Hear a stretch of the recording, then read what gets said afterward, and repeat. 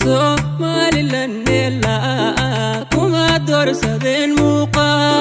si kastoo jira meel fog caalanka mudnaanile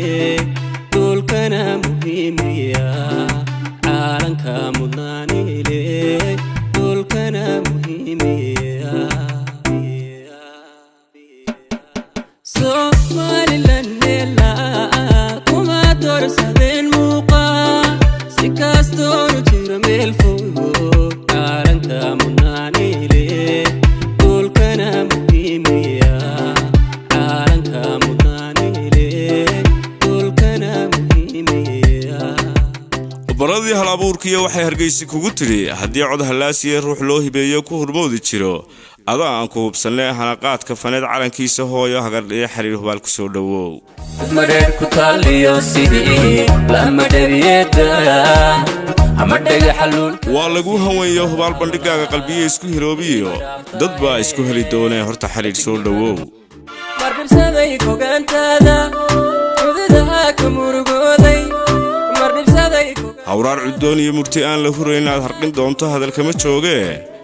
ubaxyada hadiyada hablahan ku sidiya haweenka maxaa tiri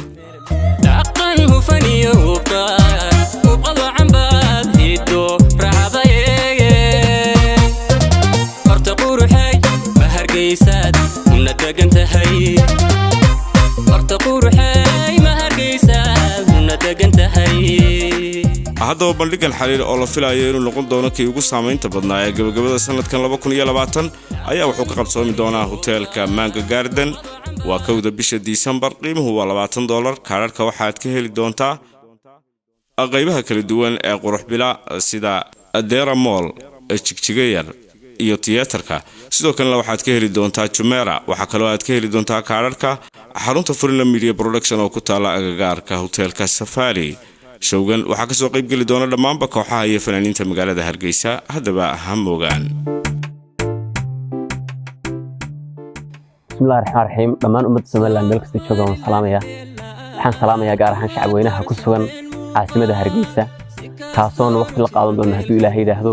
waqtigii uu soo dhawaaday xilligan wada farxi lahayn show aan ku qaban doono hoteelka Mango Garden bisha 1 December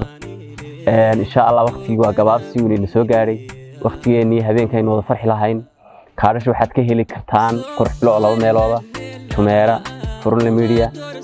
insha Allah dhawayna habeenka hadii Ilaahay iyo Mango Garden Hotel 1 bisha December aad ayaan u salaamayaa shacab weynaha reer Hargeysa